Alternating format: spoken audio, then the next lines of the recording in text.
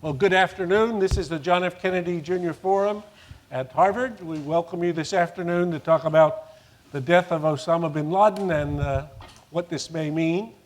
Let me start by reminding people this is a good time to turn off your cell phones or anything else that make noise, since we'd like to have a chance to hear from our panelists today. The topic is one about which the news loves chattering. So we're going to, at least for the first half of this event, try to talk not about the chatter, but about the significance. Then we're going to turn to the audience for Q&As. Again, brief questions will be in order. If at that point you want to tell how you feel about the subject or what it's brought to mind or other such topics, I won't rule that out as long as it has a question mark at the end. But what's happened is a pretty remarkable rush. All of us are filled with lots of ideas and lots of emotions, but trying to figure out sort of what may this mean at this stage is a little premature, but nonetheless, in the real world, that's what's required. And we've got a great panel today to contribute to this conversation. So let me start from Rolf Moet-Larsen on this far end. Rolf is a senior fellow at the Belfer Center for Science and International Affairs. He was a legendary American intelligence officer over a career of 3 decades.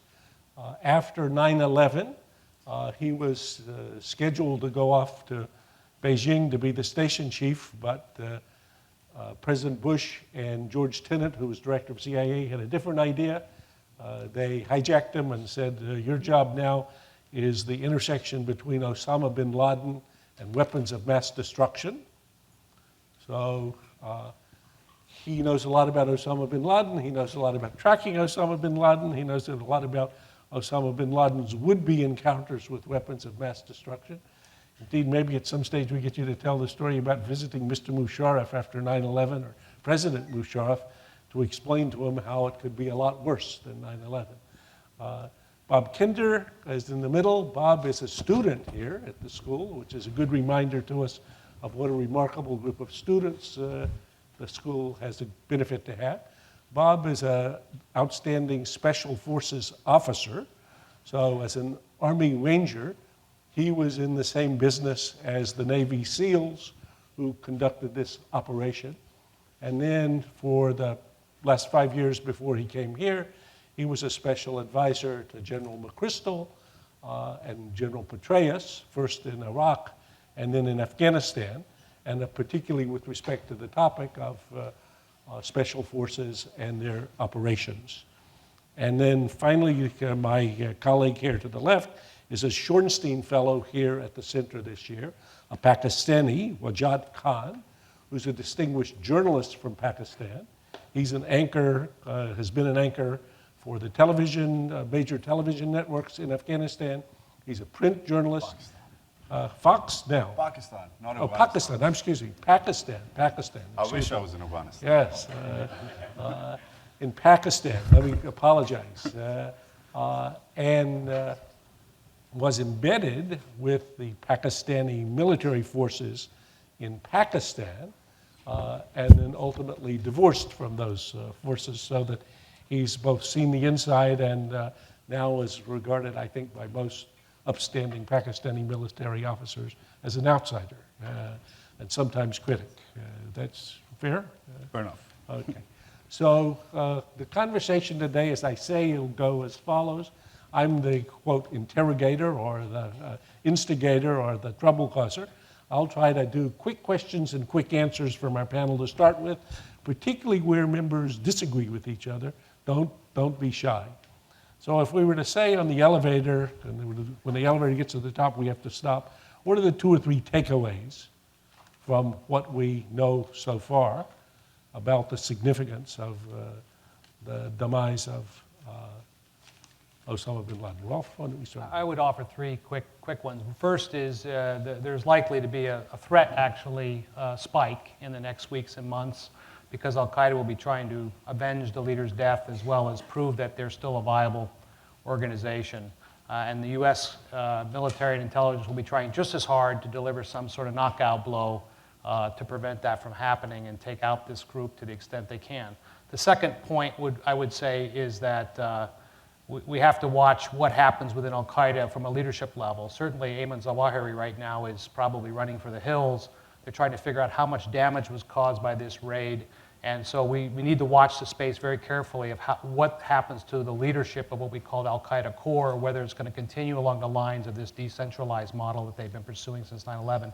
And the final point is what really, how do we repair the damage between U.S.-Pakistani relationships, both on a political level as well as an intelligence level as a result of what's happened.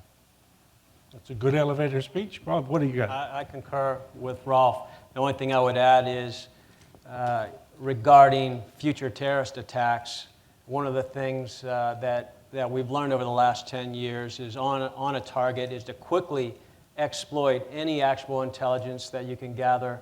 And the first course of action is to look to prevent imminent attacks against the United States or her interest or our allies' interests around the world. And secondly is to target those deputies, to gather information, to target those deputies. And Zawahiri is now our #1 target.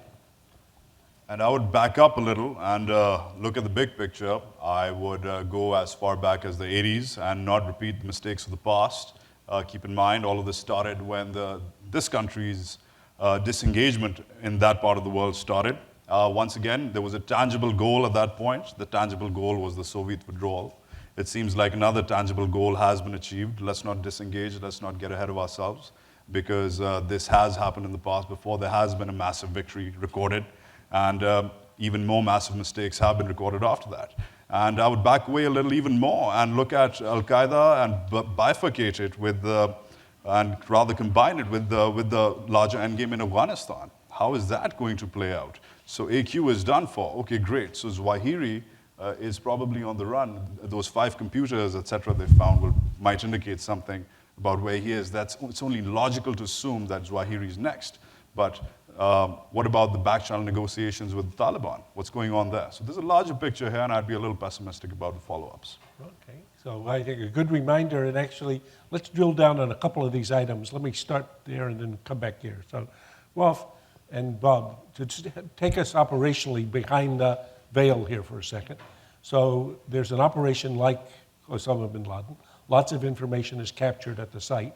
What's the next 1, 2, 3, 4 things that happen in general, and that are likely happening I'll let today? Bob take you through some of that, but just to offer an opening, as he said, this information is perishable. They'll probably make a we call in the intelligence world, a damage assessment of what's been lost and what's at risk, and they're going to be frantically trying to. There's a race against time here on both sides. On the U.S. side, there's going to be a race to try to exploit any actionable information that was found. On the al-Qaeda side, there's going to be a race to try to move away from whatever's there that's actionable to get them out of harm's way. By the way, this is very similar to what happened actually after the 9/11 attack, and we're going to be repeating a little bit of history here. But with that, maybe I'll give it to you to elaborate. That's really your expertise. You're right on, but al-Qaeda has morphed and adapted in the last 10 years as we have targeted their leadership and high-value targets. It's a very diffuse organization. It's more franchised, if you will, nowadays, diffused around the world, and they have essentially an intent from Osama bin Laden. That intent remains. It will not change with Zawahiri taking the reins, or as there's a vacuum in the leadership. And we can expect spikes, I believe, in the next week or two as we're trying to run down those leads that we gathered there on target. We can anticipate spikes around the world. And frankly, bin Laden, I believe, has been surpassed in the last couple of years with the al-Qaeda on the Arab Peninsula, al-Awlaki, predominantly. They're a very, very dangerous threat to the United States. Okay. Let me go back just a second, Wahad, to the point that you made, to drill down on that one for a second. So most people here are too young to probably remember that the Soviet Union went into Afghanistan. The U.S. Supported an effort of the Mujahideen, one of whom turned out to be a guy named Osama Bin Laden to get the Soviets out. I was actually somewhat involved in this in one of my earlier incarnations. There was significant support for that from Pakistan, because that was the main logistical route, but also the Pakistanis were some of the main fighters. The funding came often from Saudi. That's a little bit of how Osama bin Laden got there. Once the Soviet Union was defeated, that job was done, mission accomplished, and we went home. Okay? And let Afghanistan become Afghanistan again, and let Pakistan be whatever it wanted to be. But in any case, somewhat of a back to the back burner. And from the point of view of Afghans, the reason why they think Americans love them and leave them is because that's what they've experienced. And from the point of view of Pakistanis, if I understand it, they think that's the American pattern. So that must be what folks are anticipating today if we're true to the course. Is that right? Well, Graham, first of all, I'm going to, open up with the following that I received a text this morning from a colleague here who's also a Pakistani. And all he said when he heard that I was going to be speaking here tonight, he said, "I hope you do not defend the indefensible." And firstly, that's my setup. National biases aside, we all have particular interests, and all of that fun stuff aside, leaving Pakistan in charge of Afghanistan in the 80s, to wrap up your point, is analogous to leaving a heroin addict in charge of the drug dealer. That's what happened in the 1980s. Pakistan is a state addicted to grand strategies. It's run by a military establishment which is essentially paranoid, for the right reasons, mind you, because that military has taken some sound beatings since the last 60 years. It's been left high and dry by its friends, like this country, other friends in the region as well. It's been ripped apart by a war by its next door neighbor. So paranoia about India is not unfounded. Thus, in the 80s and what happened before and after, everything which is the whole shebang about the Pakistani military being myopic and et cetera, about the region, I don't think that paranoia is unfounded at all, considering the country was essentially ripped apart by war with India. Secondly, after the heroin addict was left in charge of the drug dealer, a lot of things have happened since then, but another constant variable is this country's back and forths, doing business with the wrong people. Since 9/11, this country has absolutely the big debate right now. Rachel Maddow, for example, is going crazy about this on TV right now, saying, Pakistan, Pakistan, Pakistan was always Pakistan, will always be Pakistan. So why are we giving money to Pakistan? It's not just Maddow, everybody's saying it as well. Well, just a reminder, absolutely, a lot of money has gone into Pakistan. And still, this is what we get out of Pakistan. But just keep in mind that the money which you people, this country's taxpayers, have been giving to Pakistan in one way or the other for the last decade has essentially gone to the wrong people. Most of it has gone to the military. And just so you know, all sorts of toys have been granted that military. For example, they've been given Harpoon missiles, which, for anybody who's a weapons buff here, knows that they're meant for subs, for killing submarines. I don't think the Taliban or hopefully Osama don't have access to submarines. If they do, we're in a mess right now. But anyways, maybe Zawahiri's in one of them somewhere in the I.O. Could be. Right? But the bottom line is, Graham, that I am going to be a little pessimistic about opening up the gambit on Pakistan in this one.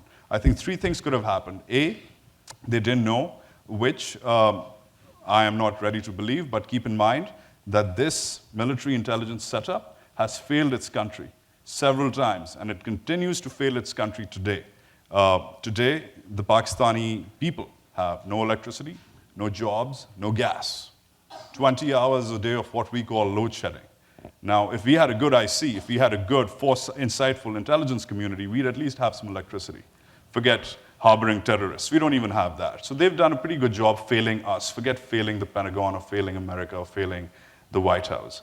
Secondly, very importantly, if they did know, then this is the old Pakistan adage that Osama was their big trump card, that he would be presented in good time to influence the end game in AFPAC as it is developing. And if you think about it, there is some sense to that as well. That, yes, right now Pakistan's negotiated itself into a pretty good position to figure out what's going on with the Taliban, but not so good when it comes to direct dealings with the states. But lastly, which is the most important point, is that, and I'm sure Rolf, being the CIA guy here, I never thought I'd sit next to a Ranger and a CIA guy and a Harvard professor, by the way. This is... If we'd put you This is- between, this is- put you between the two, you might not have survived. Yeah, I know, right? You don't need SEAL Team 6 for that. But anyways, the big thing is plausible deniability. I have a feeling that there's so much distrust in the two militaries, in the Pakistani and the US military, that the deal was sort of announced a while ago that, listen, we know you're not going to tell us, we're not going to tell you when we know where he is. When we're going to hit him, how do you want to play it out? And the Pakistanis are doing exactly what was probably decided years ago. We're going to back away from the crime scene. And that's exactly what seems to have happened. They have been caught, quote unquote, the leading newspaper of that country with their pants down, right? So, and they haven't come out with any possible Well, let's stay with the statements. PAC piece just for a little bit, and let me push both of our other colleagues. So, Panetta, the director of CIA, now nominated to become the new Secretary of Defense, said to him it's inconceivable that some part of the Pakistani government in the establishment was unaware of a guy who's, 35 miles away from Islamabad, which is the main military city and how many, a stone's throw away from a military base. There are actually Either- three regiments within a stone's throw, and also their military academy. We've got quite a few West Point graduates here, so it would be similar to Bin Laden setting up a mansion next to West Point or the Naval Academy. Okay. Well, I So, would- yeah. so if it's inconceivable, so then in the course of this treasure trove that's been captured, I'm now just trying to say what's going to happen. So I'm going to look and I'm going to find phone numbers of some Pakistani military people, I suspect, or some traces or something. So now it's a week from now, and we're pretty clear that there's a degree of knowledge of Pakistani's establishment, either military or intelligence or both, in the fact that Osama bin Laden has been harbored there. So keep going. Yeah. Well, yeah, I think to just let us step back for a second and imagine, based again on press reporting, I don't personally have any inside knowledge specifically of this, and I think that's a good thing, because one of the things this proved is that we could keep secrets. But based again on how things work, of course, if it was months that we were, or even years, that the U.S. was monitoring this facility, in addition to determining whether bin Laden was actually in there, another key consideration would be who goes in there, who else is in there, and aside from the military questions that would relate to how to conduct the operation, there'd be a question of who's behind the facility. Now, you've got something you could watch 24/7 with various ways. So I hope there are a lot of answers already.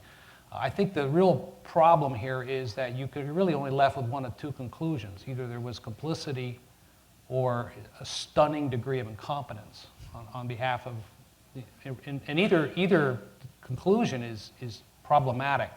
I would say, having just said that I think we're going to have to sort through this.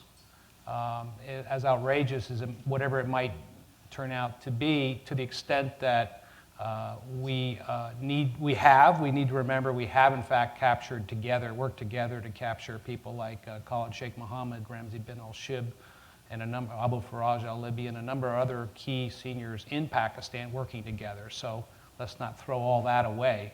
At the same time, I'll say, as an old intelligence, which I'm not anymore, I'm a Harvard senior fellow, a former intelligence person, and I've worked with virtually every intelligence organization in the world in some capacity, including some very unsavory ones. And in that process, it was never because you loved each other or were great buddies, although relationships are important. It's because you had self-interest. So What there's going to be here, I think, in the coming weeks is a very deep introspection and review of self-interest in a new light. But Ralph, let me just disagree slightly. I would say absolutely. So on the one hand, I agree. And the intelligence community, if this was simply an intelligence community issue, would get over it.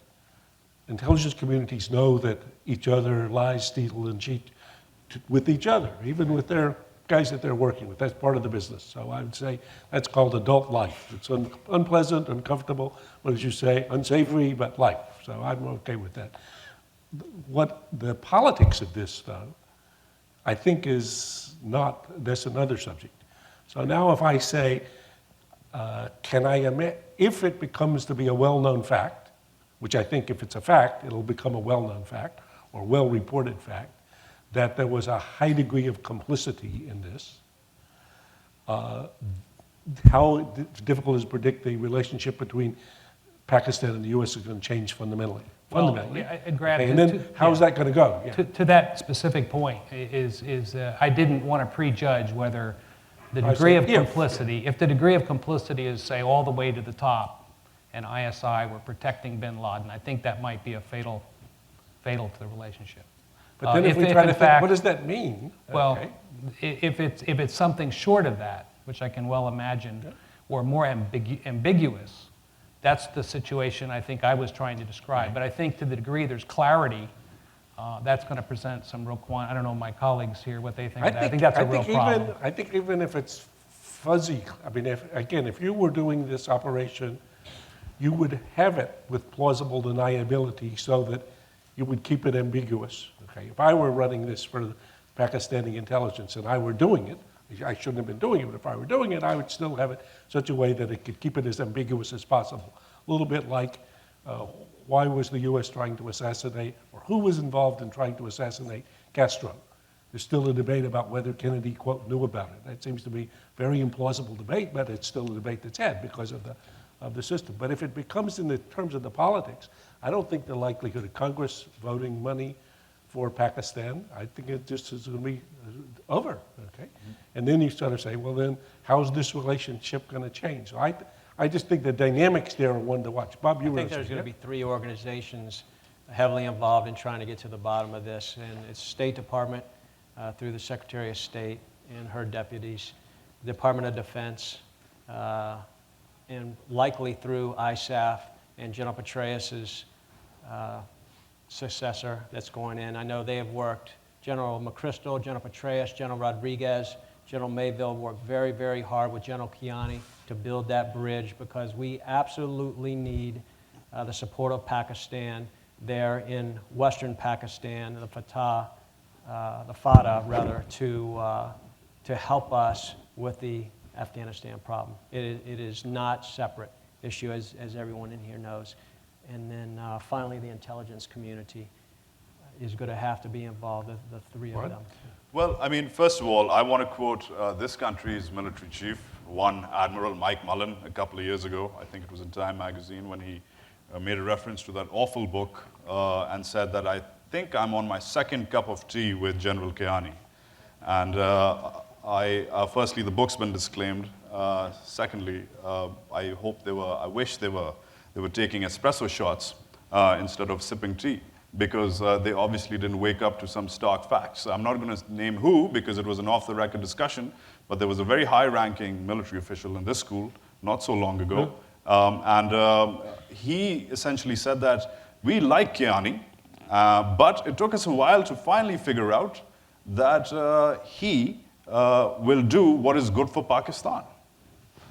This is news, and it should be treated as news, that it's taken the military establishment of this country for it to kick into gear that, oh, the Pakistani military is not like, it's not an outsourced military. It's not like, oh, the Army, US, Marine Corps, Air Force, and the Pak Army. No, it doesn't work like that. They're a separate entity, so I think they need to be treated like one as well.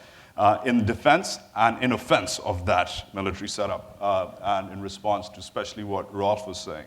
I don't think it needs to be noted and not just brushed aside that military has taken some really hard hits. It's been hammered in Fatah. Its installations across the country have been attacked. It's lost more men and even women, by the way, because there are women in that military. It's lost more men and women than this country's military, for that matter, for all military casualties, NATO ISAF included in Afghanistan. Does that mean they are committed fully? No, it doesn't mean they're committed fully. Does that mean they're fighting hard? Maybe. But does that mean they are fully on board? No, and they're not going to be. And keep in mind that at the end of the day, this is a very nuanced war. The Pakistanis have a once bitten, twice shy approach about this. The Pakistanis didn't get in line and offer their country as a base. There was a threat, according to President Musharraf. The threat was made by the US, was it the Undersecretary The of Deputy State? Secretary of State By Richard said you Armitage had himself. two good choices. One, do it, get in line and help us attack the Taliban and thus conduct this famous U-turn, brackets, which is going to blow your country up, brackets closed. Or second, get bombed back into the Stone Age. And this is, when America says get bombed back into the Stone Age, we're not talking about the Pakistani military thinking it's going to be like the Flintstones. I think they have a pretty good idea about what that means. And at the end of the day, this is a weak military. It's a failing economy.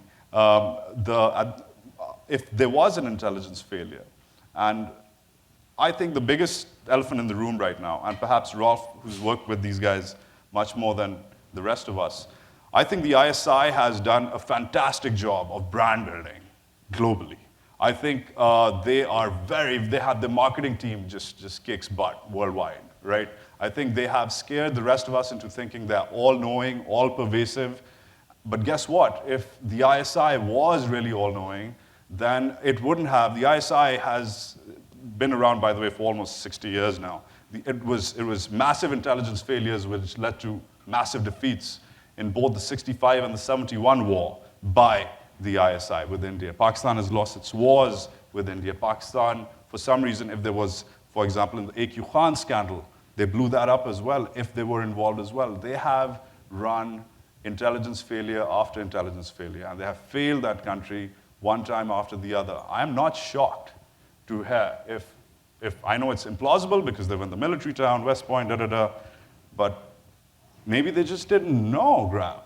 Okay. Maybe they just didn't know because they can be that incompetent. We'll see. Golf, tell us about your visit to Mr. Musharraf and your interactions with the ISI on that occasion, and relative to this, your general assessment of whether they're one of the worst or one of the better intelligence agencies you dealt with. Well, I'm reluctant to judge in terms of whether they're good, bad, but I'll maybe, in terms of telling that story, offer some insight into the sort of situation we're sitting here confronting today, which is when George Tenet and I went to see President Musharraf in October 2001, the issue was that the U.S. intelligence had information that Pakistani scientists may have been meeting with Al-Qaeda, and that one of them, in fact, who ran their plutonium reactor, was the director of the plutonium reactor. At one point, A.Q. Khan worked for him, was in fact had a campfire discussion with Bin Laden about how to help Al-Qaeda get nuclear weapons.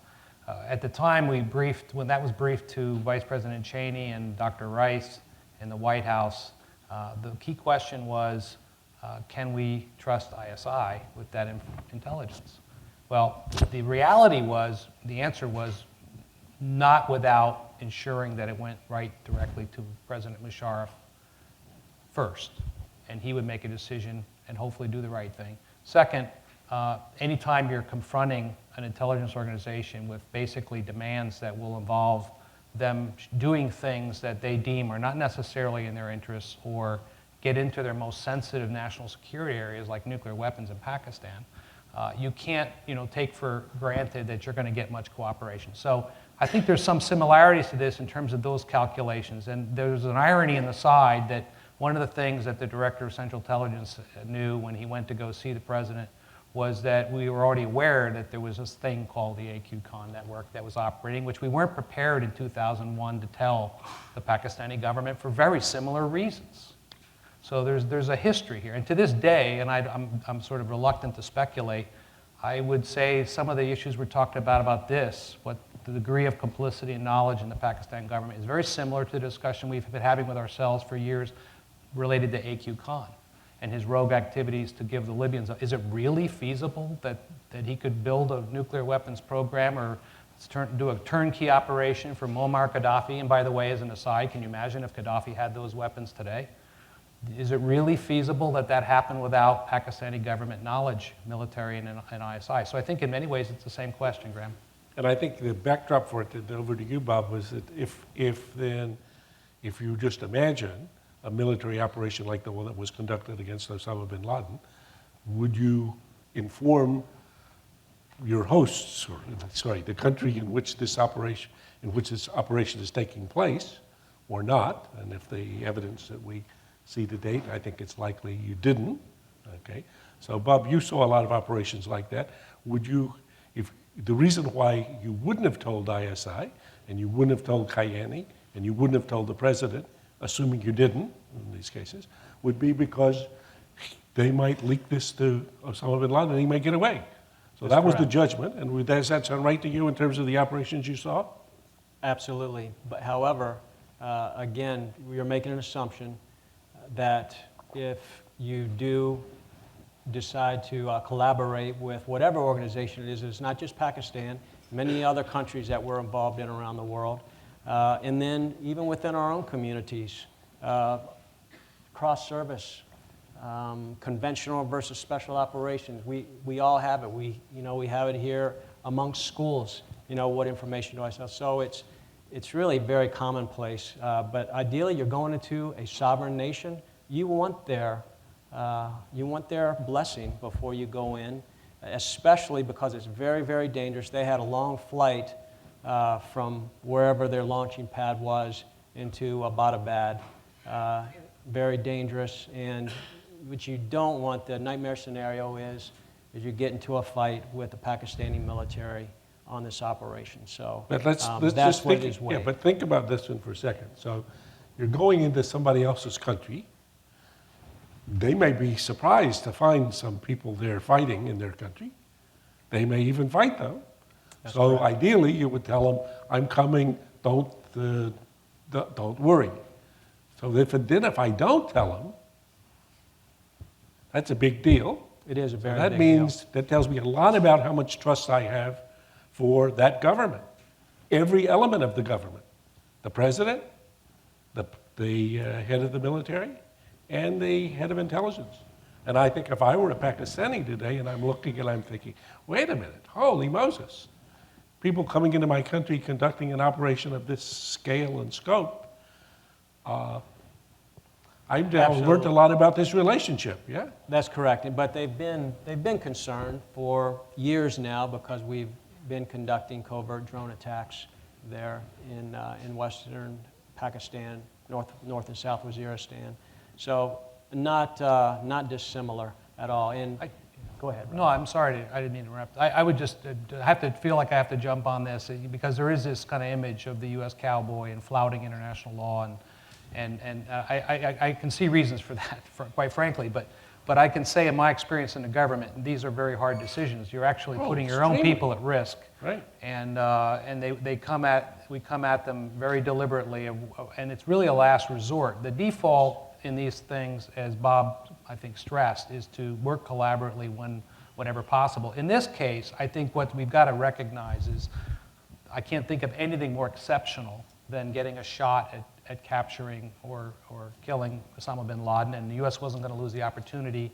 And we, in fact, have had a declaratory policy that essentially states that anywhere we find him in the world, we would have done something similar if we didn't think we could do this. And so I think that's very much an exception, hopefully, to the rule of how we want to operate internationally. And take that exception a step further is why we went in on a direct action raid versus bombing, is wanted the verifiable proof that So he how was does killed. it feel as a citizen of Pakistan to have people come visiting from time to time, shooting up Pakistani citizens? Presumably there were some there as well as the Al-Qaeda crowd, and telling you after. Well, it feels like Mexico in the 19th century. And how it must have felt about this country. Here's the thing, right? I am actually positive about this in the following way. I think the right noises have been coming out from this country's leadership. I think so far, yes, there have been some budget thumpers and some soothsayers in Congress. Dianne Feinstein is making some noises, but I'm very encouraged by Harry Reid's statement so far. He's urging caution when it comes to pulling the plug on Pakistani aid. So is Speaker Boehner. He has been very cautious as well. So far, within the administration, the counterterrorism czar, John Brennan, has expressed incredulity about not believing that there was a systemic sort of there was something in place on the ground. But I think Secretary Clinton, I think even Director Panetta, and most importantly, President Obama have said that the following things. A, Pakistan is a victim in this as well. They have lost people, they have committed, it hasn't been easy for them. B, they have cited Pakistan's civilian leadership. They have very nicely not mentioned the military leadership at all.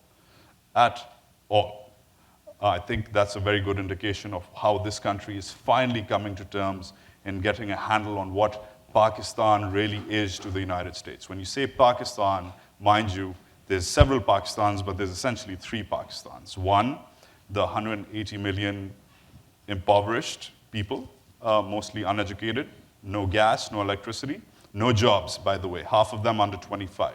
That's the first Pakistan. The second Pakistan is the so-called political elite, corrupt, inefficient, but, well, guess what? There's congressmen of this country who still go to jail for corruption as well.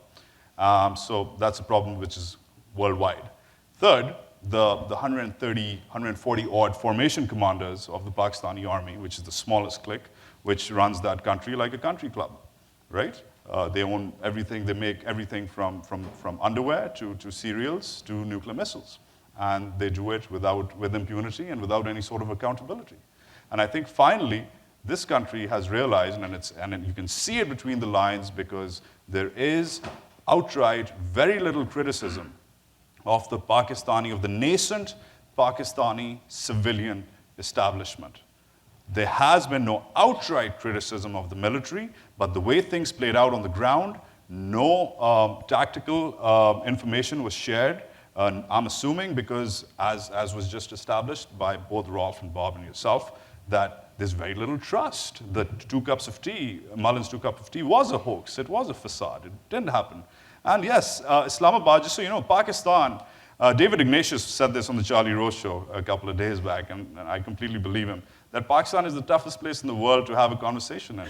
Because, I mean, nothing gets said without being picked up by the US. So, and he swears that it wasn't in the system. Because if this was in the system within the military, it would have been picked up. So something's up. And obviously it's got a lot to do with the distrust between the two militaries. But the good news, I feel, is that the right stakeholders in this country are making the right noises despite of this overhauling larger thing about, how could he be under your noses? Okay, I think that's a hopeful and optimistic note to conclude the part about Pakistan. I'll only give as a footnote from the moderator's point of view. I would say watch this space. My prediction is that this relationship sours dramatically. That'd be my bet if I'm watching.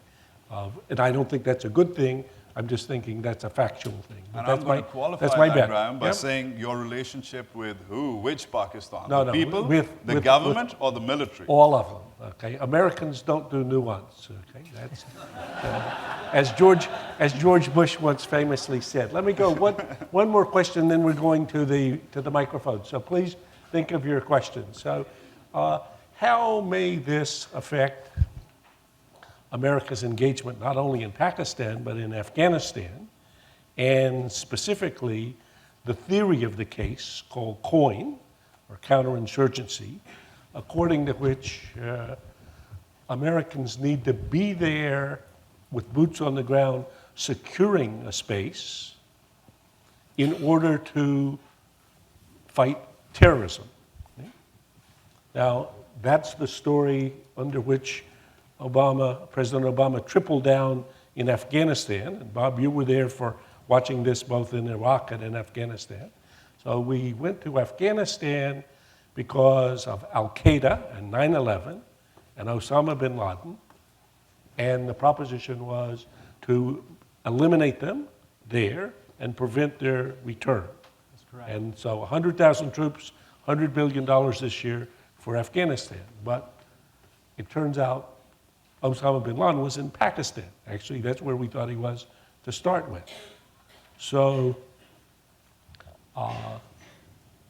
let me think again. Why am I in Afghanistan with 100,000 troops and $100 billion? So we're coming up to July, when President Obama has said the surge is over and we're starting out.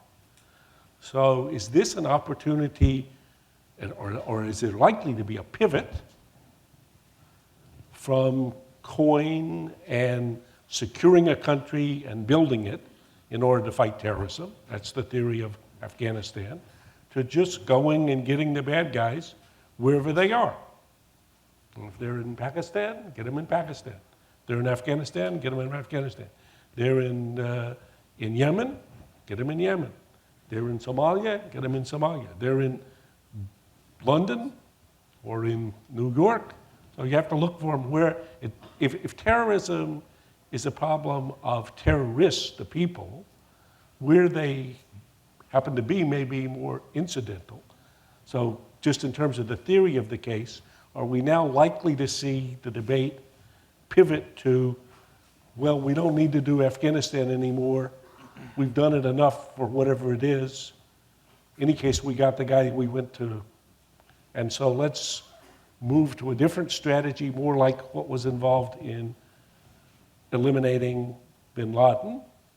And if so, with what consequences for both Afghanistan and Pakistan and Yemen, where we were otherwise building something like counterinsurgency. How do you see that? Because I know you've been struggling with the coin doctrine you're familiar with, have been involved in implementing, the CT world you come from, and you've been trying to make sense of this picture here. Well, I'm only trying to make sense of it because I have a final paper due for you. You know. It'll be brilliant, I'm sure. I'm looking forward to reading it. May you give me a preview, okay? Well, first of all, a CT strategy, and it's a CT plus strategy, essentially espoused by the vice president.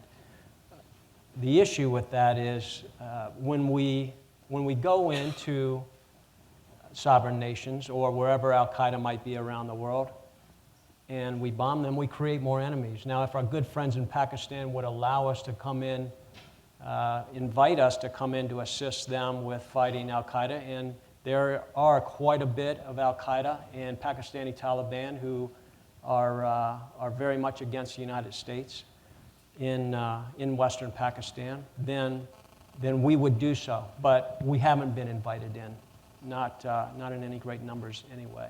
So we're supporting as best we can the Pakistani military and their government and their people to become force multipliers for the United States.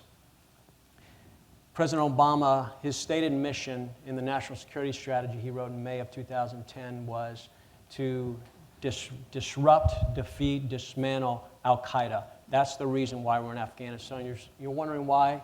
Why do we have 100,000, 130,000 troops and then civilians and then NATO in there also? And it's just that if we're not standing up the Afghan infrastructure and their security forces to become force multipliers to prevent Al-Qaeda and the Taliban from coming back in, it will occur. If we just pull back all of our troops, and I've already seen lots of reports out, that debate has hit the news as soon as bin Laden, his death was confirmed. Let's pull out of Afghanistan. And I will tell you, I'd be shocked if that happens. And it's simply because Al-Qaeda is not simply Osama bin Laden. He has become, and has been for years, a spiritual leader. But again, it's a very diffuse organization. And it has spun off affiliates around the world, Yemen, Indonesia, lots of places that we have to get involved. So what America and President Obama is trying to do as a whole of government approach is not just focused on the security aspect of things, but targeted aid, economic, humanitarian, lots of aid packages, and I believe we're trying to do that in Pakistan. And we give lots of money to do that. We target programs, but ultimately it's up to that sovereign nation on how they spend that money. And simply a CT strategy is that's going to create more enemies than. May I, Rob? Yeah, please. Just Bob, just a quick follow-up as well as a counterpunch. First of all, I think the word you used, invite us. I think invite us to come in. I think you need to really think hard about what that really means, especially in context of the fact that there is enough evidence that the Pakistani military has been, for the last several years now, 04, 05, that's when it kind of started, but the Pakistani military has, at some level, helped the US conduct its drone campaign in Pakistan. Exactly. Right? That has sort of filled the vacuum up. There was a need for better policing, more coin, more CT in that area, but the drone campaign has sort of been has filled that void, where the Pakistanis get a beating themselves, where they don't want to risk casualties, they just call in the drones and blame it on you guys, right? And you guys look like you're doing your job, the Pakistanis look like they're doing their job, which is not letting you guys do anything. There's plausible deniability, nobody comments on it, but that is the essence of the drone campaign. Both sides walk away with tangible gains. Secondly, there's already American, as we saw in the Raymond Davis affair, who I like calling the human drone, right? Raymond Davis is considered a paramilitary / contractor / outsourced intel operative. There's hundreds of guys like him in Pakistan right now. I've met a few of them. I've talked to a few of them. And that has been, that's the hand the US has played to, once again, the US cannot roll into Pakistan with 2 wars You're exactly right. Coming into, We need to be and it's a invited. very different country than what Afghanistan and Iraq was. Firstly, it's 3 times, 4 times larger than both of them. It's almost 200 million people. Secondly, it has nukes. I don't want to get into this. You know the details. You're the ranger, right? But the bottom line, though, is that do not discount what's been going on versus what has happened. I don't think that Graham's no nuance thing, I think, honestly, Graham, I disagree. I respectfully disagree. I think this administration has been so nuanced that it's been ridiculous. I think back in 2007, when this country's president-to-be, he wasn't elected at the time, he showed his teeth, and he went on with a famous quote, which was huge in Pakistan. I don't know if it was really picked up here, but he said that we will go into Pakistan if there is a high-value target, whether they like it or not. And whether we tell them or not is a whole other different matter. In Pakistan, things blew up. All of a sudden, by the way, we didn't like Obama. Like the rest of the world, we were kind of liking him at that point.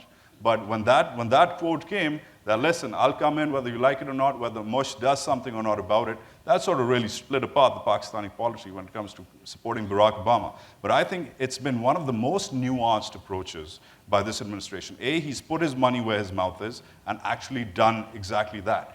B, he has dismantled the aid infrastructure of the last decade and stopped giving money outright without conditions to the Pakistani military and finally seen where the real nurturing and the growth is required, and that is in the civilian, educational, poverty reduction, health infrastructures, which is what will really save that country. Drones won't. This will, and that's what Obama, and this great state senator, John Kerry, was one of the co-authors of that bill. So was Vice President Biden. The KLB bill, the Kerry-Lugar-Berman bill, by the way, was the first bill. I don't know if you guys heard about it in this country, but back in Pakistan, that's what really shook things up. And just because all of that money for the first time in our history with the US, the first time American legislators sat down and said, we'll stop giving money to the generals and we'll start giving it to these poor people. And guess who stopped it? No, it wasn't someone from Indiana or Mississippi or a Republican or whatever. No, it was a bipartisan bill. Guess who stopped that bill? Who tried to stop it? The Pakistani military. They wouldn't let that go in because they wanted to make sure that every penny this country can give out of its taxpayers' money to that country should go to the military first, because that's how militaries think. And I think it's been terribly nuanced with the way this country is done. To be clear, my proposition is not that President Obama is not extremely nuanced. This is an extremely smart law professor, so he does nuance for breakfast. It is that American politics, as you watch the dynamics, I would say write it down, watch this space, for even Kerry Berman Lugar, watch the appropriation next year, and if it's equal the 1.5 promised, I'll give you $20, and if it's not, you give me $1. Okay, Rolf, you get the last one. I would just like to go back to your premise, Graham, and I agree with Bob's assessment, but I'd just like to add an aspect to that. Right now, I think there are relative advantages for Al-Qaeda and its associates, and taking that to mean the broader al-Awlaki in Yemen and the rest, and us. For us, it's the fact that we have, in fact, created a leadership vacuum which someone's going to have to fill. And there's a real question, I think, in many people's mind whether Zawahiri is that person or whether it shifts. But that's one aspect. In addition, they're going to have to deal with the U.S. reaction to what's happened and a tactical and a longer level. And another relative U.S. advantage is the fact Al-Qaeda's ideology and narrative, say, attractiveness of that in the Arab Spring context we now find ourselves, or the world finds itself, has been greatly reduced. So in that context, I think the U.S. has got a lot going for it, going ahead in trying to devise a strategy. I would just focus also on sort of the possibilities of Secretary Gates' speech at West Point, which I won't assess or say what he meant, or except to relate the fact that it raises a question of how we do these things in the future in this new context of an Arab world that's in a very different situation than it was even, say, a year ago.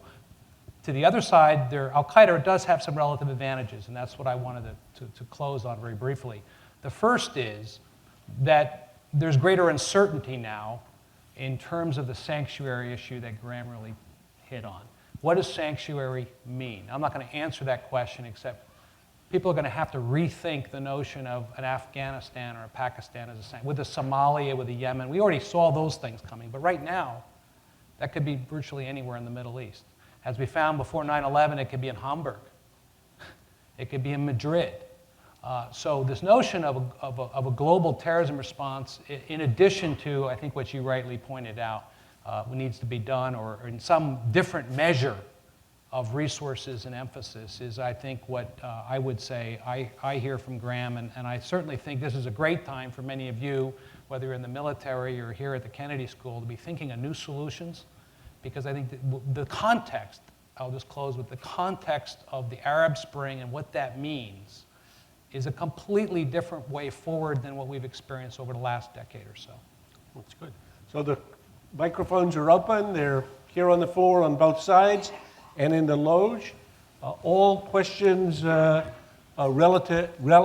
to the topic today are welcome. Short comments to introduce the question are allowed.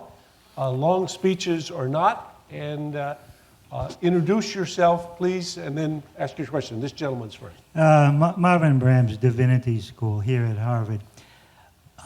Do you think that the success we've had in eliminating Bin Laden may actually signal a turn in U.S. policy to disposing of other leaders who we find exceptionally troublesome? For example, like Gaddafi or Ahmadinejad. Is there some sort of a shift in mental perception that somehow this kind of activity is now more acceptable? So, it seems like a good bargain. You get rid of one person to save the lives of thousands. It's a good question, and not everybody has to answer every question, but go ahead. Just very quick, I don't think so. I'd be very hesitant to ascribe some sort of doctrine to this. I think the exceptionality of Bin Laden is self-evident.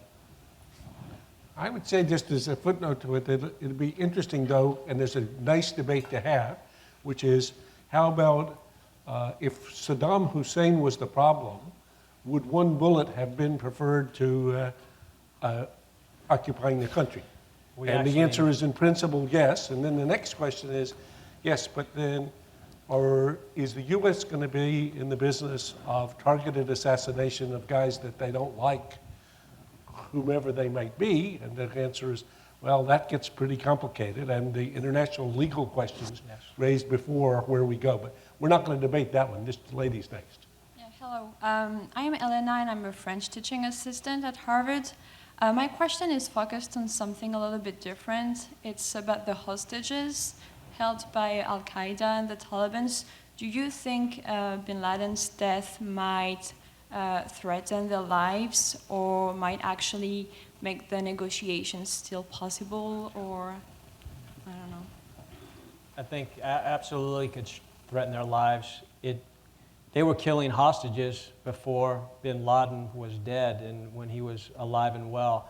I think those threats certainly still exist, and those decisions, I mean, those outcomes go into the decision-making process before the president decides to launch or tactical commanders decide to launch on targets. They take that into effect. But unfortunately, yes, they are at risk. Well, obviously, but we've heard this before. He back in the 90s when he was coming of age, and again in the mid 2000s when he had come of age, Osama went on the record and said exactly that, especially after the U.S. invasion of Afghanistan. His recording in 2006 explicitly mentioned that now that you have our prisoners, and he was obviously talking about, this was in the aftermath of Abu Ghraib, mind you, and he took that as his cue and said that we will do the same, if not worse, to your prisoners. Gentleman in the loge. Good afternoon.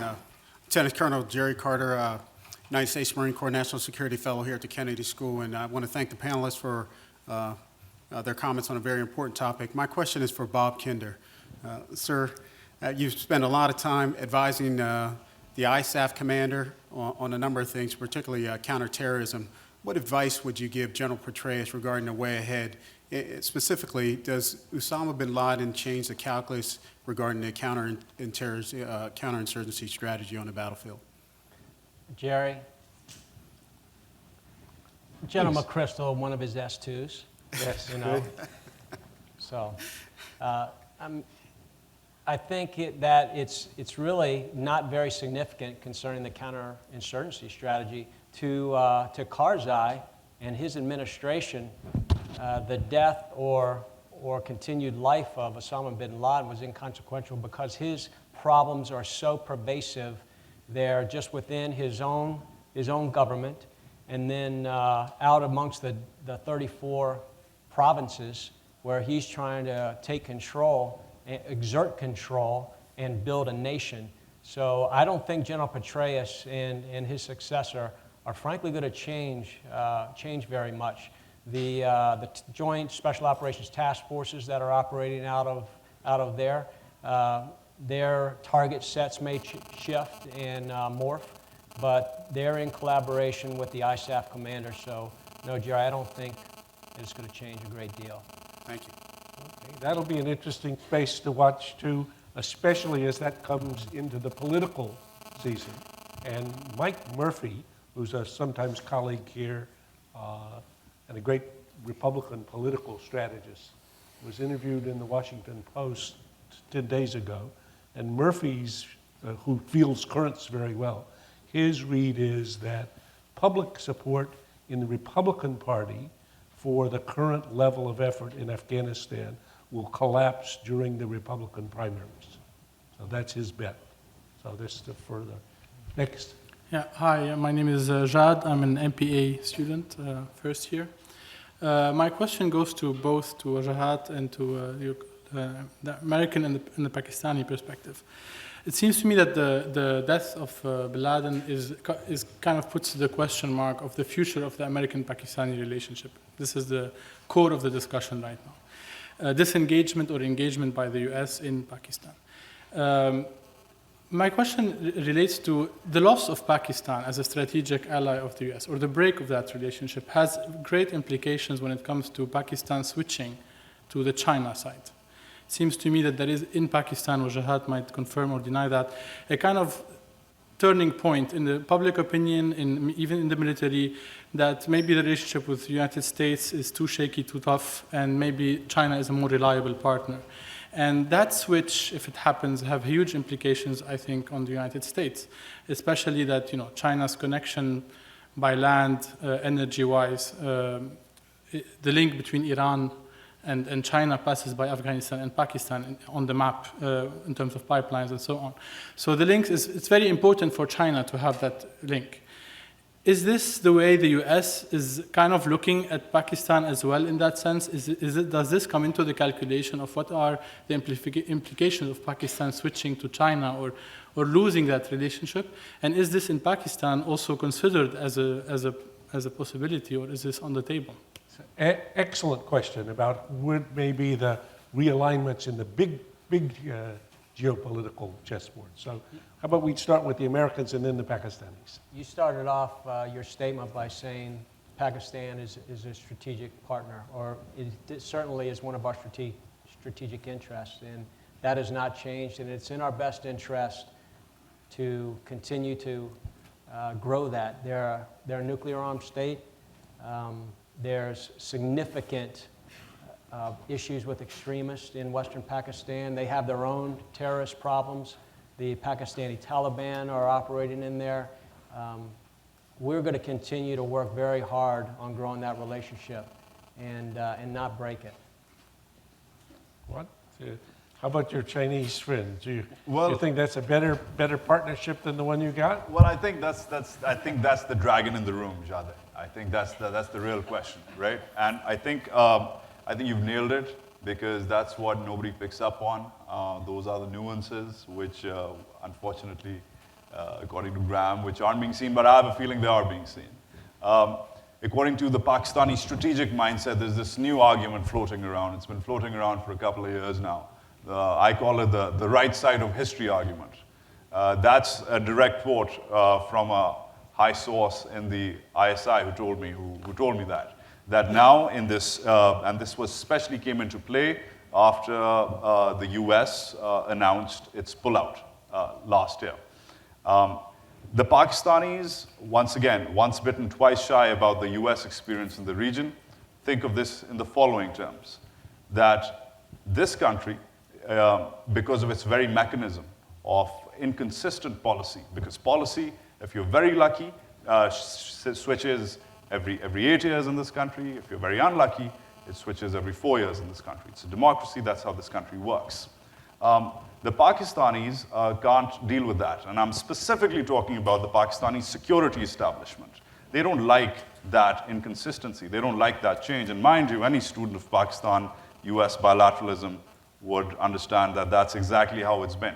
A love affair, a breakup, sanctions, which is alimony, and then another love affair, right? And coming back and forth, and coming back and forth, and that's how it's kind of been. But as far as this new policy is concerned, as the proof is in the pudding. While this country has been giving Pakistan money, yes, the $10, $20 billion, whatever, guess what China has been doing? It's been nuking Pakistan up to the hilt. Pakistan, if this was I keep on saying this, it's a bad joke, but if this was the NCAA basketball thingy competition, Pakistan would be in the Final Four right now. We'd have a very proud coach, because we'd be in the Final Four as far as nuclear capability is concerned. We have more warheads, evidently, than the other guys, most of the other guys. We've overtaken India, so to say. Now, that's what China's been doing. Mind you, that hasn't been coming in from the States. So as far as Pakistan is concerned, it sees, and this should be America's big lesson to learn from its experience with Pakistan. The Chinese have succeeded where the Americans have failed. Well, the Americans, with their inbuilt inconsistency because of the democratic setup, policy has to change, And thus, that inconsistency has translated into a breakdown and a reconstruction every time, a bit of a cosmetic makeover with Pakistan. The Chinese have been consistent for the last 4 or 5 decades. And those chickens, those Chinese ducks or whatever, are finally coming back home to roost. The Pakistani establishment feels that the Chinese are better partners, more consistent partners. They give them nukes, they give them what they need. Most Chinese tanks, most Pakistani military hardware today, by the way, is Chinese. Most Pakistani roads are built with Chinese help. Rumor has it there's PLA troops in Gilgit-Baltistan. It was confirmed a couple of weeks ago to me by the Pakistani ambassador to the UN who was visiting here. He's saying, yeah, there's a division-sized strength somewhere in there. We don't know what they're doing, but they're there. And he said it on the record, so I can say it. So they have a very different, imagine a division of US troops in Pakistan. That would be a very different equation. You To think, say, just wait. Yeah, go ahead. Yeah. could it be Quickly, yeah. possible? Could it be possible that Pakistan is embracing China because they have a common enemy of India? Well, that certainly, Wow. it certainly helps. I would say that a Pakistani friend's comment about this one, just as a footnote, was that we would embrace China, but China wouldn't embrace us. But we'll watch. Go ahead. My name is Michael Brower. I studied at this school so many decades ago that it was called the Littauer School. John F. Good. Kennedy was a senator and had not yet become elected president and assassinated. My question has to do with the use by the United States of unmanned pilotless drone bombers. And the American corporate media, which loves war, reports that we've killed so many terrorists. But when I read behind the scenes and goes into depth, I read that we often kill, we've bombed weddings, for example. We often kill innocent women and children by the dozens, by the score, maybe even by the hundreds with our pilotless drone bombers. My question, doesn't that make this country, my country, the United States, a terrorist nation? Very well said. Bob, you were talking to the point about what's the consequences of predators. Again, I'm not even sure I don't think the U.S. government admits that there are predators and that they are fighting. But the New York Times reports, I think reliably, that predators fly around, for example, in Pakistan and Afghanistan, and hit targets from time to time, including targets that include what would be called in military terms collateral damage, but many civilians. You were speaking to the point, so go right ahead. If you choose to call our actions in Pakistan or elsewhere around the world using drones that were terrorists, I'm sorry that you feel that way. Collateral damage, as it's called, it's a sanitary term. It is awful. It is awful. As you said, unfortunately,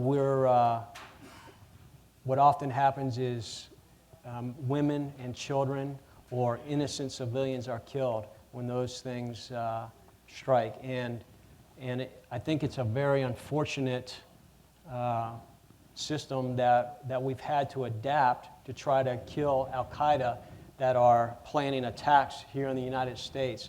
And the decision-making cycle that goes into play is very careful, and they try to limit zero. They don't want any casualties other than the terrorists. And I read the same reports. New America Foundation does a very good job reporting. They use reports out of Pakistan. And again, the sanitary term is called collateral damage, and it is a very unfortunate term because, as you said, it's women and children that are being killed. And we've killed a lot of Al-Qaeda, a lot of Taliban that have had plans here in the United States. But any time that a woman or a child is killed in that, it's unfortunate. This lady is next. Just a quick response. While you may have your right to redress and disagree with the drone policy, it's one of those murky gray areas, and you might find this shocking coming from a Pakistani, but I have to admit it. On the one hand, the drones have helped. On the other hand, they've perpetuated the war onwards, and that's just the bottom line. How have they helped? They have kept a ground invasion of American troops out, which would create a whole other hellish sort of nightmare. And secondly, it's actually provided the Pakistani state, the Pakistani military, to not engage directly and essentially not take the casualties they've taken. And it's actually in a way helped build up some trust and build up some sort of operational stability between those two countries. Now, of late, that's broken down. There's indicators that the Americans have stopped telling the Pakistanis that where they're going to hit, and there's been a problem there, but things have broken down at large. But on the other hand, and by the way, Pakistani military officials recently, the guy in charge of that area, this 3-star general, said that. He said that, yeah, this works, and he said it on the record. The other problem is that it's a perpetual war. The collateral damage, as Bob wonderfully put it, it's a sanitized term, it's too clinical. But hey, that's war, it's imperfect. And unfortunately, I don't think the Pakistanis or the Americans had a better choice. This lady's next. Thank you so much. Iram Sattar, first-year doctoral student at the law school from Pakistan. The Arab Spring was mentioned at the end, and so I'd like to shift this to a broader sort of geographical base. I know the China question was brought up. As we know, and maybe this is sort of to you, because you're the one who brought up the Arab Spring question. As we know, we've heard that Mubarak was abandoned at the last minute by, the ally, the US, and he felt betrayed, etc. Other people are feeling threatened in a similar way. If the details of this operation weren't shared with the Pakistani establishment at any level, then there's obviously a lack of trust running very deep. We've heard today that the corps commanders met today under General Kayani, and they've said that they will be reviewing national security anew in this coming week, etc. So a lot of distrust. What does the broader Middle Eastern perspective mean for this lack of trust that's probably running really deep in the two establishments? Oh, a big question. That's Good. a big question. Rolf? Yeah, I would perhaps start with the idea that as I'm watching this frenzy, you're seeing an incredible amount of information. It's symptomatic of everything we know about the information age. You don't know what to trust, not trust. Even I, as someone from I'm also guessing at what's accurate and not accurate. But we're getting unprecedented love. You're getting, for example, satellite imagery of the compound to make your own. In a way, it's a metaphor, I think, for what the Arab Spring is sort of driven by, which is people that are enabled. So this enablement, the Pakistani and US governments now have some real soul searching to do about what the relationship means on a strategic level, because everyone's going to know. And everyone's going to know every detail to make their own judgments. And all the things we've talked about here, such as how far does this go within the, there is some level of collusion, certainly. So how far does that go? Those are things you're all probably going to be able to assess for yourselves. And you've seen, for example, the administration make some missteps have to pull back, because everything is being disseminated. Everybody can find it. So to the Arab Spring, as we go forward, part of this is, again, going to be what's the narrative? What's the narrative that takes this beyond, that makes sense of a relationship where there's been a deep betrayal? And I think that's you can extrapolate from there to other countries. This lady in the loge, please. Hi, thank you so much. My name is Stephanie Lewis. I'm a senior Harvard undergrad studying government.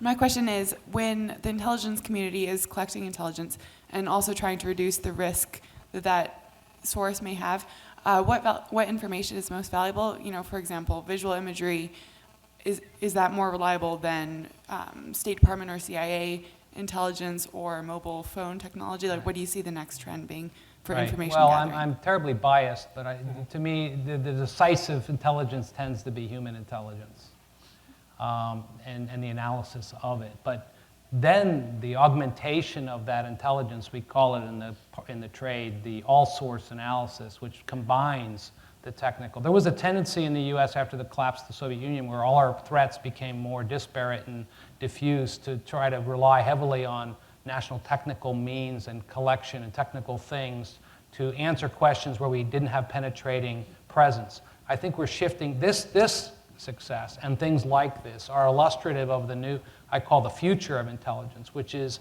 highly flexible, highly collaborative teams with military intelligence, even diplomatic aspects that go out and solve very specific hard problems.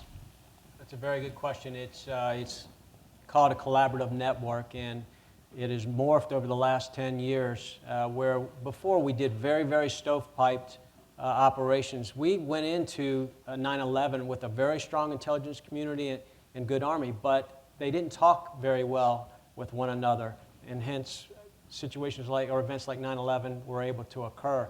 And the collaborative network that Rolf is talking about are where the different intelligence agencies and the operators are sitting down at the table together, and they're sharing information very rapidly and able to action targets quickly.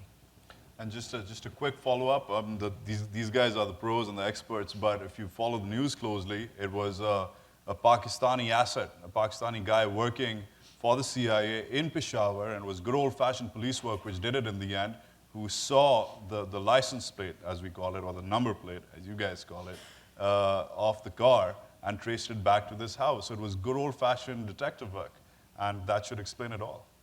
Please. Hi, my name is Ayman Sharaih. I'm an MPA student at Harvard.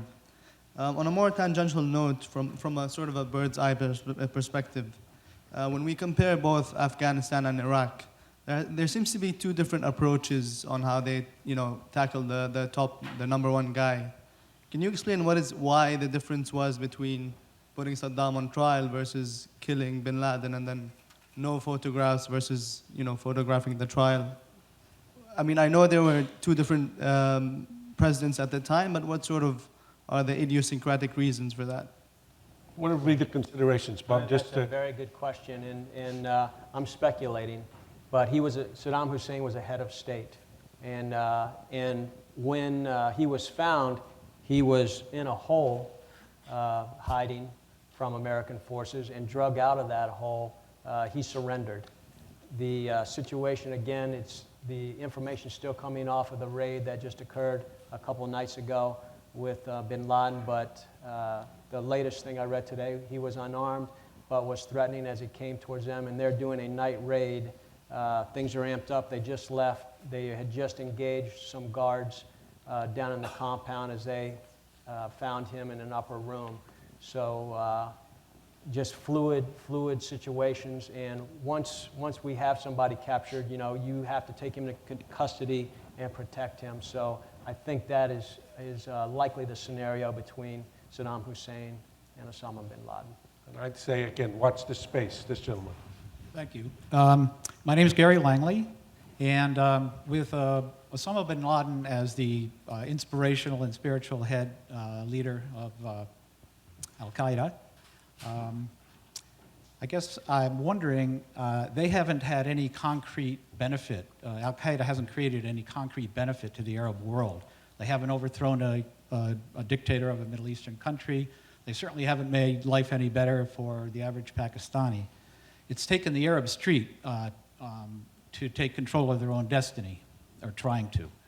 And I guess my question is, given those two sea changes, bin Laden's demise and the uprising, the Arab Spring, what's your feeling about Al-Qaeda becoming irrelevant to the Arab world? Yeah, very good question, and brief answers, please, because we're coming to the end. Yeah. Just very quickly, when very telling the reactions from Ayman Zawahiri, for example, to the Arab Spring, which is essentially an acknowledgement that, hey, we didn't cause this, but look, give us some credit for having weakened the U.S. But that's not really the narrative in the Arab Spring. So I think they could be moving towards irrelevance if the Arab world rejects their narrative and what their ideas are for the future.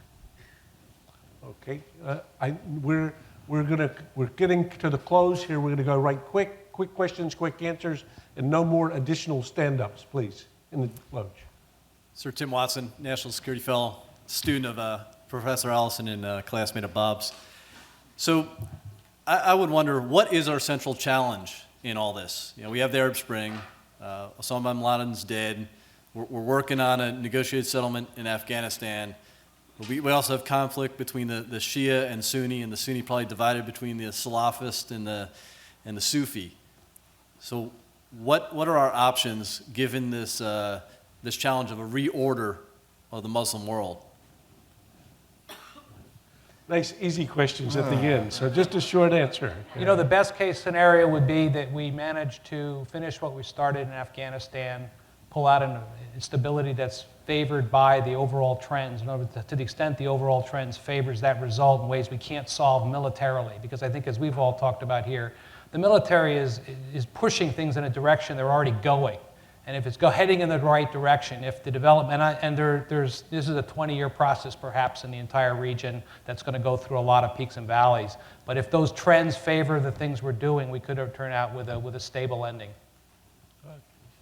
You want to do a one-liner? Yes. Yeah, I disagree. think. I mean, I'm going to go out on a limb here, but I think I think it's irreversible. I think this is a new phase of history. I don't think this can be described by the optics of regular warfare, of conventional geopolitics as we know it.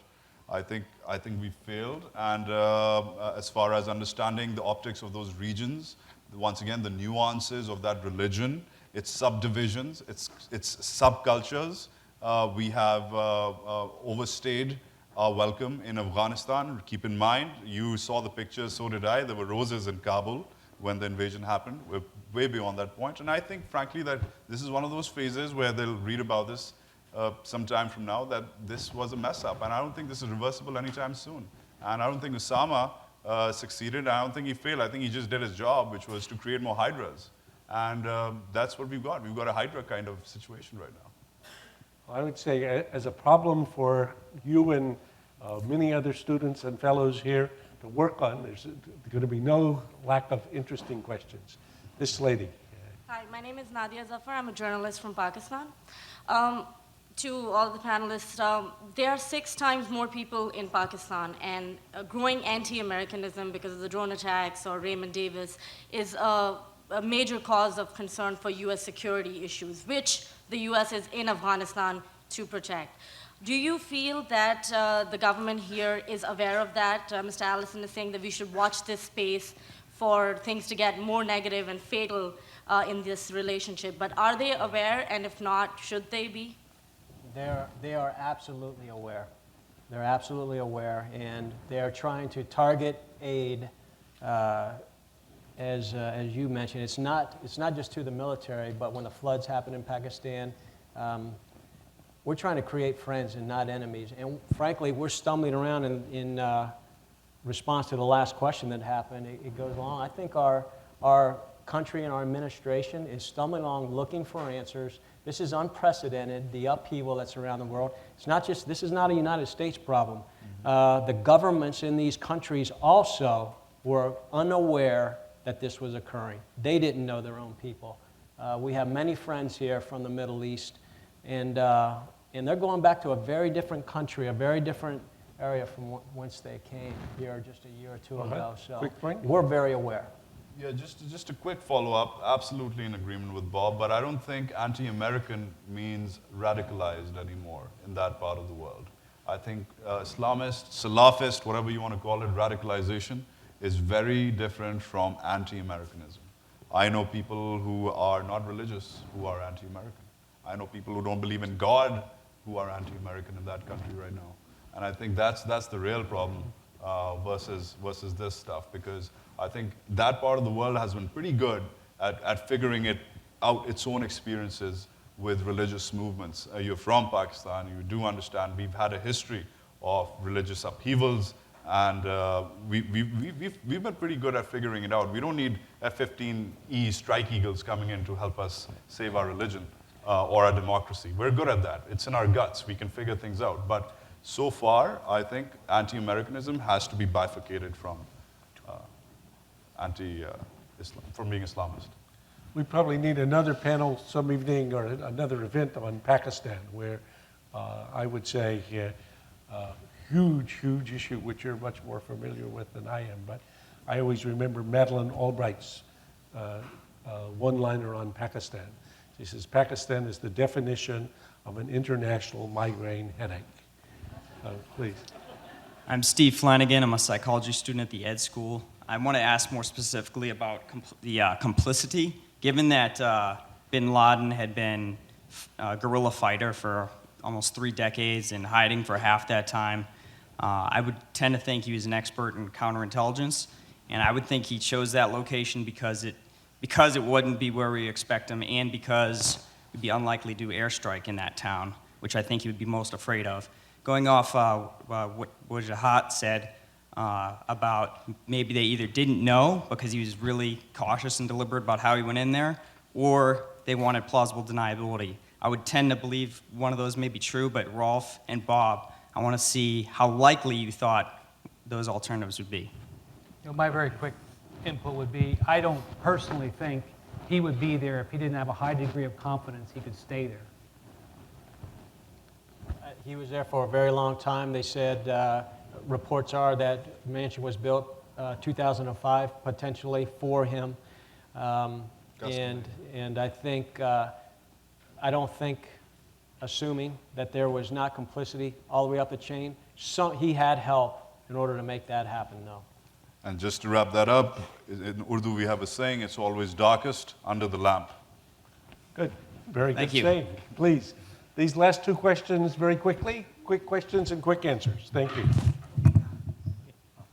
Thank you. I want to come back to Wajahat's comment that the drone attacks actually take place with Pakistan's consent, but Pakistan's government officially keeps on denying it and even keeps on protesting to make a show of protesting. So in this attack, this attack took place deep in Pakistan's territory. The helicopters, they were around for 40-odd minutes. Do you think it's possible that this could have happened without some kind of consent and involvement of Pakistan?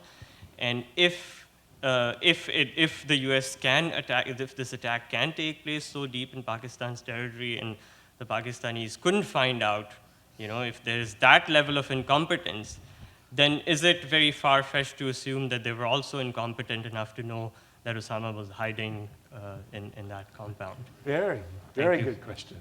Just yes, no, or quick one-liners. What do you think? Go ahead, partner. You start. I think it's highly possible that they were not aware that this occurred. However, as you mentioned, there's government, supposed government complicity. They're aware of the drone attacks in Western Pakistan. However, that's not what is portrayed in the media. Well, the only addition to that is just a few hours ago, the Pakistani Foreign Ministry said that it had given information, very loose press release, but just so you know, it is a press release, that it had given information about this location in 2009. Bottom line, they haven't followed up on that. But I think this is something which was sort of pre-figured out. It was sort of like a indemnity clause, that if this happens, these are the things which are going to go forward. And I think that's exactly what's happening. I don't think the Americans trust the Pakistani military enough to share any information operationally on the ground. That's obvious. And now the Pakistani military is scrambling to do what it was supposed to do, which is step away from the crime scene and act dumb. Last question. Hi. My name is Jim Platty. I'm a PhD student at the Fletcher School just up the road here. And but very briefly, we've learned over the last few years a lot of speculation about the security of the Pakistani nuclear arsenal. And now, with Chinese assistance, the Pakistani nuclear industry will be growing. And I just wonder what you think, if there's a growing level of mistrust between the two on a mill-to-mill, gov-to-gov level, what could be the U.S. response to Pakistani assurances that their arsenal, their fissile material stockpiles are secure?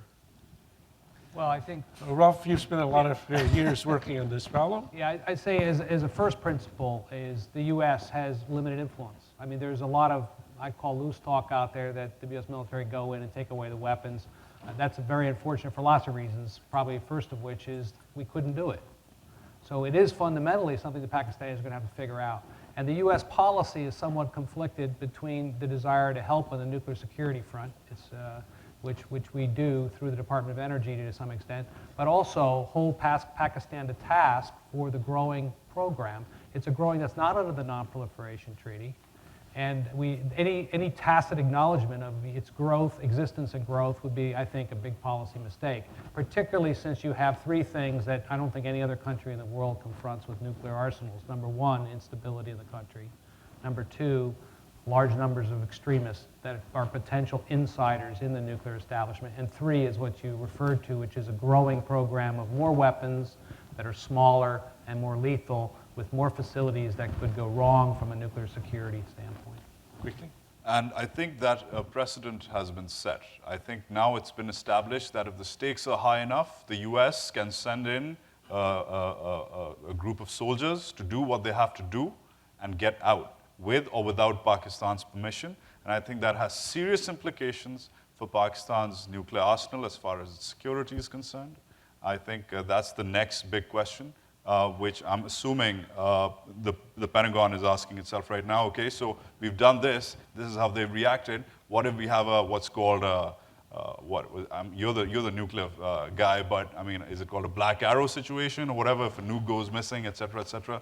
And by the way, the Indians, not to be held back, just came out with a statement a couple hours ago and said, well, if the Americans can do it, we have surgical strike capability too. So as if that was required. But yes, that's the hot headline in India right now. So that's where Pakistan's nukes are right now. The United States has they've got the best special operations forces in the world. We are incapable of going in and getting every dispersed nuclear weapon in Pakistan. It's not feasible. I think why the question is such a good question, and it's a good one to close on, you can watch this space again. From a Pakistani point of view, is there paranoia about America seeking to disarm its nuclear weapons? Of course. Why shouldn't there be? And also India. Why, of course. Why shouldn't there be? The fact that this occurred in these terms would lead a paranoid Pakistani who was in charge of the nuclear weapons to do what? Be more relaxed or to be more nervous? There's obviously to be more nervous. And if you're more nervous, you're more likely to be more dispersed. And if you're more dispersed, I'm even more worried because the risk that some of these weapons go loose in the case of instability or of an insider group is worse. So I would say this is not good news. So let me conclude with just two comments. First, to remind you that on Friday, so that's 2 days from now, at 3 p.m. here in the Forum, the former president of Chile, who's currently the UN Undersecretary General, will be here talking about re-envisioning the future, closing equality gaps for women and girls, Michelle Bachelet. So that's very interesting. Friday at 3 o'clock. And finally, let's say thank you to our panelists for stirring the pot. Good.